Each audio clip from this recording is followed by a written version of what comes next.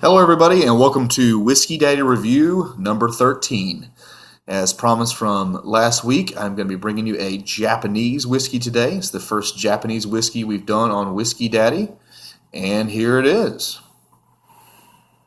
Boom. Hibiki, 17-year-old. This is coming from the Beam Suntory Company. It is composed of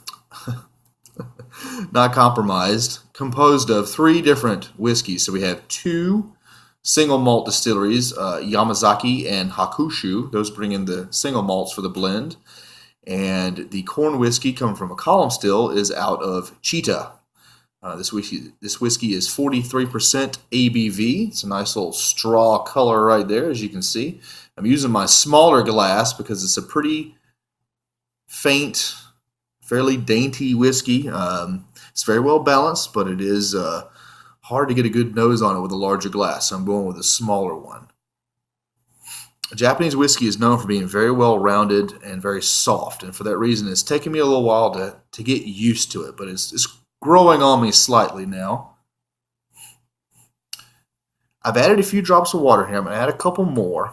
This whiskey doesn't like a whole lot of water, but it does like some. Again, 43% ABV. I'm using good old spring water here, or branch water. It's a little bit softer on the palate than some of the like tap water or regular bottled water would be. If you are using tap water, let it sit out for about 10 or 15 minutes before you put it in the whiskey. That'll help to make the mouth feel a little more creamy on it. All right, on the nose, citrus, vanilla, marshmallows, a little bit of graham cracker.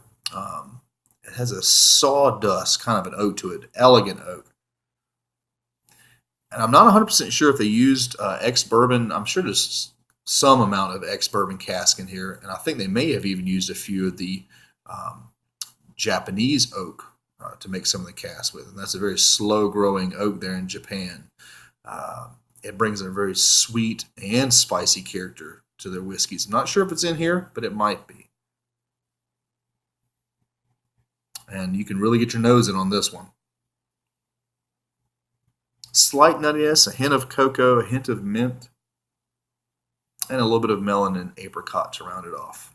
All right, on the palate.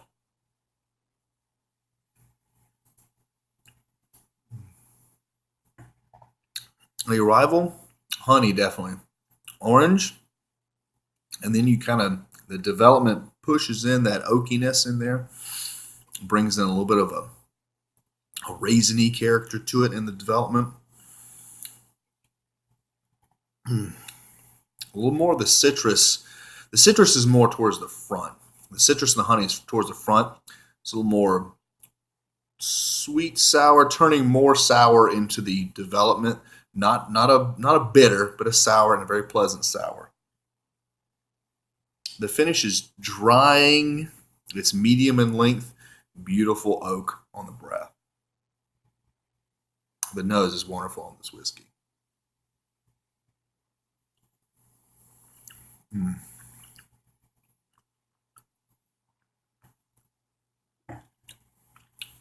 The development is where it's at. The arrival is so-so, the finish is so-so, the development's beautiful on it. I like to put that water in there, leave it on the palate for a while. It's a good thing, too, if you have a whiskey you have to leave on the palate for a while, go ahead and add some water to it because it'll help it not anesthetize your tongue and numb it down too much so you can get some of these flavors out of it. But the development here that's when you start to get the sourness comes in, the bitterness comes in. You get this raisin character, like a non-sweet raisin, or maybe a little bit of fig in there coming in, and it's very beautiful. It's very harmonious. It takes a couple glasses of this whiskey to really appreciate it, especially if you're a person that's used to more robust whiskey, or like a heavily sherried Scotch whiskey or a heavily peated Scotch whiskey or something like that. This is not going to bring that kind of a character to you. This is a soft, blended Japanese whiskey. And I'm starting to appreciate it more and more. I wasn't a huge fan of Japanese whiskeys before I got this particular one. The 17-year-old is rather difficult to get a hold of, and it's about double the price of the 12-year-old. I'm interested to try the 12-year-old. I heard it's a little more robust in character, but I started backwards. Started with a 17. I'm going to work my way back. I believe they also have a 21 as well. And I don't know if I mentioned this earlier, but the word hibiki means harmony. And the bottle is absolutely beautiful. If you take a look at the bottle here, it's almost a decanter-style bottle. And if you look at these little ridges here, I believe, and I hope I don't get this wrong, but I believe there is 23 of them. It faces 23 different directions, and this has some kind of representation of the 23 seasons in the old Japanese calendar. I hope I didn't get that wrong, but it has something to do with that.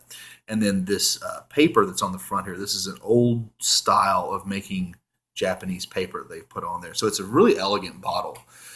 It's very, very nice. And it's a very good whiskey on top of that. So anyway, that's going to round us off. Cheers, everybody.